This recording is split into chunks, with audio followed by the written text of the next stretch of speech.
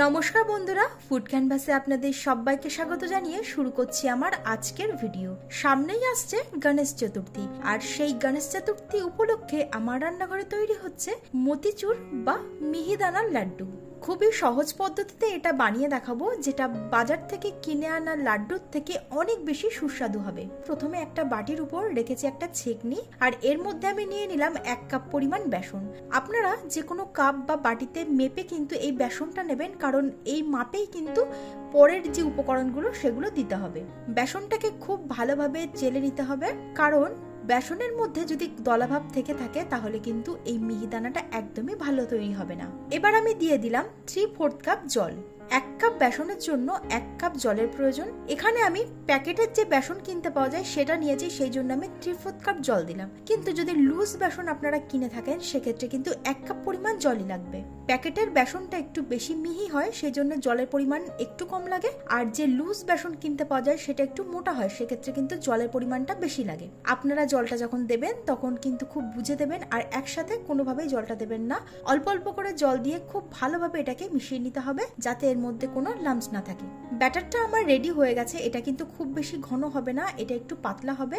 একটা চামচ ডুবিয়ে আমি দেখিয়ে দিচ্ছি। দেখুন, ব্যাটারটা কিন্তু চামচের পিছনে একটু লেগে আছে। ঠিক এই রকম কনসিস্টেন্সির ব্যাটারটা রেডি করতে হবে। এবার এটাকে ঢেকে 10 মিনিটের জন্য সেট হতে দেব। 10 মিনিট পর আবারও একটু ভালোভাবে এটাকে ফেটিয়ে নেব। বেসনটাকে যত ভালোভাবে ফেটানো হবে এই মতিচুর বা মিহিদানাগুলো কিন্তু ততটাই সুন্দর তৈরি হবে। তো এবার ব্যাটারটাকে একটা পেপারের মধ্যে আমি ঢেলে নিচ্ছি। তো আমার কাছে একটা পাইপিং ব্যাগ আছে, তার মধ্যে আমি নিয়ে নিচ্ছি। আপনাদের কাছে যদি না থাকে সেক্ষেত্রে আপনারা বাড়িতে যে দুধের প্যাকেটগুলো আসে তার ভিতরে দিয়ে একটা মুখ কেটে নিয়ে তৈরি করতে পারেন, বা মিহিদানা তৈরি করার ছান্তা কিনতে পাওয়া যায়, সেটাও আপনারা কিনে এনে তৈরি করে নিতে পারেন। আবার প্লাস্টিকের কন্টেনারগুলো বাড়িতে থাকে, সেগুলোকে একটা ছোট পিনের সাহায্যে ছিদ্র করে নিয়েও কিন্তু আপনারা এই মিহিদানাগুলো তৈরি করতে পারেন। সমস্ত ব্যাটারটাকে আমি পাইপিং ব্যাগের মধ্যে ঢেলে নিয়েছি। এবার একটা গার্ডার দিয়ে একটা মুখ ভালোভাবে আমি আটকে দিলাম, যাতে ব্যাটারটা কোনোভাবে বাইরে বেরিয়ে না আসে। এবার চলুন মিহিদানাগুলো ভেজে নেওয়া যাক।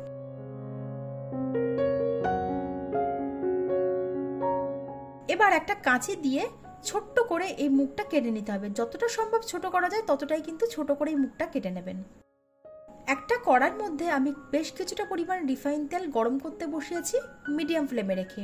এবার বেশ কিছুটা উপর থেকে কিন্তু এই ব্যাটারটা ঢেলতে হবে, তাহলেই কিন্তু খুব সুন্দর মিহিদানাগুলো তৈরি হবে। ব্যাটারটা দেওয়ার পর মিডিয়াম ফ্লেমে রেখে মিনিট খানেকের জন্য এটাকে ভেজে নিতে হবে। 1 মিনিটের বেশি কিন্তু এগুলোকে কোনোভাবেই ভাজা যাবে না। দেখুন, আমার এক ব্যাচের মিহিদানাগুলো রেডি হয়ে গেছে। এগুলোকে তুলে আমি রেখে দিচ্ছি। আর একটা ব্যাচের মিহিদানাগুলোকেও ঠিক একইভাবে ভেজে নিচ্ছি। এখানে মিহিদানাগুলোকে আমি তেলের মধ্যে ভেজে নিচ্ছি। আপনারা চাইলে তেল আর ঘি মিশিয়ে করতে পারেন, বা শুধুমাত্র ঘিতেও কিন্তু ভেজে নিতে পারেন, তাহলে টেস্টটা আরো বেশি ভালো আসবে।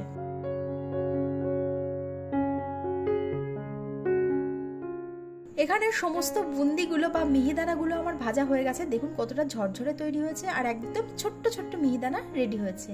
এবার একটা কড়া গরম করে এর মধ্যে দিয়ে দিলাম 1/4 কাপ চার মগজ বা মেলন সিড। এটাকে লো ফ্লেমে রেখে কিছুক্ষণ ভেজে নিতে হবে। মিহিদানার লাড্ডু বলুন বা নর্মাল যে লাড্ডু তৈরি করা হয় তাতে কিন্তু এই মগজ দানা দেওয়া হয়, আর সেটা খেতে খুব ভালো লাগে। এবার সুগার সিরাপটা আমাদের রেডি করে নিতে হবে। এখানে আমি দিয়ে দিলাম 3/4 কাপ চিনি। 1 কাপ বেসনের জন্য কিন্তু 1 কাপ চিনির প্রয়োজন হয়। এখানে আমি চিনির পরিমাণটা একটু কম রাখলাম, কিন্তু আপনারা যদি পারফেক্ট মানে একদম রসালো যে মিহিদানাগুলো তৈরি হয় সেটা করতে চান, সেক্ষেত্রে কিন্তু আপনারা 1 কাপ চিনি ব্যবহার করবেন। 3/4 কাপ চিনির জন্য আমি এখানে 3/4 কাপ জল ব্যবহার করছি। সঙ্গে দিয়ে দিচ্ছি এলাচ গুঁড়ো 1/4 চা চামচ, আর দিয়ে দিলাম অরেঞ্জ ফুড কালার 1 থেকে 2 ড্রপের মতো। এখানে সুগার সিরাপটা কিন্তু একতারে তৈরি হবে না, একটা চটচটে ভাব আসবে সেই পর্যন্ত এটাকে জাল দিয়ে নিতে হবে। এবার আগে থেকে ভেজে রাখা মিহিদানাগুলো এর মধ্যে আমি দিয়ে দিচ্ছি। এবার লো ফ্লেমে রেখে কিছুক্ষণের জন্য এটাকে রান্না করে নিতে হবে, যতক্ষণ না এর মধ্যে টোটাল যে সুগার সিরাপটা আছে সেটা সোক করে নিচ্ছে। ঢাকনা চাপা দিয়ে 10 মিনিটের জন্য রেস্টে রাখবো। মিহিদানাগুলো রেডি করার সময় যদি আপনাদের মনে হয়ে থাকে এর মধ্যে সুগার সিরাপ কম আছে, সেক্ষেত্রে আপনারা অন্য একটা পাত্রে চিনি আর জল ভালোভাবে ফুটিয়ে নিয়ে এর মধ্যে ঢেলে আবারও একটু নাড়াচাড়া করে মিশিয়ে লো ফ্লেমে রান্না করে নেবেন। তাহলে দেখবেন একদম পারফেক্ট তৈরি হয়ে যাচ্ছে। 10 মিনিট হয়ে গেছে, ভালোভাবে একটু নাড়াচাড়া করে নিলাম। আর এই সময় কিন্তু এর ভিতরে যে সুগার সিরাপটা ছিল টোটালটাই কিন্তু এই বুন্দিগুলোর মধ্যে টেনে নিয়েছে। এর মধ্যে আগে থেকে ভেজে রাখা চারমগজ বা মেলন সিড যেটা ছিল সেটা দিয়ে দিলাম, আর দিয়ে দিচ্ছি 2 চামচ ঘি। ঘিটা দিলে সুন্দর একটা ফ্লেভার আসবে, সেজন্য অবশ্যই দেওয়ার চেষ্টা করবেন। এবার সবকিছুকে খুব ভালোভাবে মিশিয়ে নিতে হবে। সবকিছুকে খুব ভালোভাবে মিশিয়ে নেবার পর লাড্ডুগুলোকে পাকিয়ে নেব। তো হাতের মধ্যে কিছুটা পরিমাণ মিহিদানা নিয়ে হাত দিয়ে ভালোভাবে চেপে চেপে কিন্তু এই লাড্ডুগুলোকে রেডি করে নিতে হবে। খুব বেশি গরম থাকা অবস্থায় লাড্ডুগুলো তৈরি করার কোনো প্রয়োজন নেই। একটু ঠান্ডা হয়ে যাওয়ার পর আপনারা রেডি করবেন, দেখবেন কোনোভাবেই কিন্তু এগুলো ভেঙে যাবে না। তো এক এক করে আমি সমস্ত লাড্ডুগুলো এখানে রেডি করে নিয়েছি। আপনারাও বাড়িতে ঠিক এইভাবে একবার মতিচুরের লাড্ডু বানিয়ে দেখুন, খেতে কিন্তু অসাধারণ হয়। তো সামনেই আসছে গণেশ চতুর্থী, আপনারাও এইভাবে বাড়িতে লাড্ডু তৈরি করে গণপতি বাপ্পাকে কিন্তু ভোগ দিতে পারেন। আজকের রেসিপিটি কেমন লাগলো অবশ্যই কমেন্টে জানাবেন। ভালো লাগলে লাইক আর শেয়ার করতে ভুলবেন না। আমার চ্যানেলের নতুন বন্ধু হলে চ্যানেলটা সাবস্ক্রাইব করে নেওয়ার অনুরোধ রইল। আপনারা যদি আমার এই ভিডিওটাকে ফেসবুক থেকে দেখে থাকেন তাহলে আমার ফেসবুক পেজটাকে ফলো করে নেবেন। আজ তবে এই পর্যন্তই, দেখা হচ্ছে অন্য একটা রেসিপির সঙ্গে।